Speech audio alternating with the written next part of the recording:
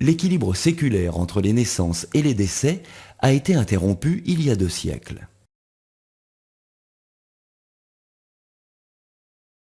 Jusqu'au XVIIIe siècle, la population n'augmentait pas ou très lentement.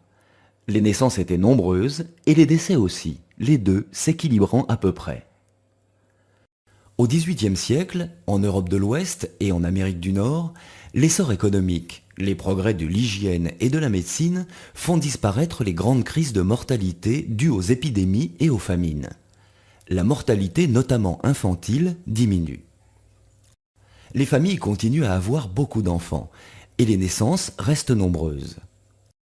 Les décès sont dorénavant moins nombreux que les naissances et la population s'accroît rapidement. Les adultes prennent conscience que la plupart des enfants échappent désormais à la mort et qu'ils n'ont plus besoin d'en avoir autant qu'auparavant pour assurer la relève.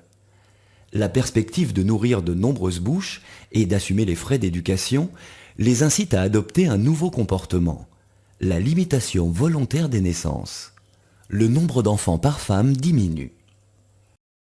La mortalité continue de baisser. Les naissances restent plus nombreuses que les décès et la population augmente toujours. Vient le moment où le taux de mortalité, qui a atteint un plancher et s'est stabilisé, est rejoint par celui des naissances. Le nombre d'enfants par couple est faible, près de 2 en moyenne. Tous ou presque parviennent à l'âge adulte et remplacent les parents à la génération suivante. Vers la fin du XXe siècle, en Europe, les naissances et les décès tendent à s'équilibrer et la population n'augmente plus. La transition démographique est achevée.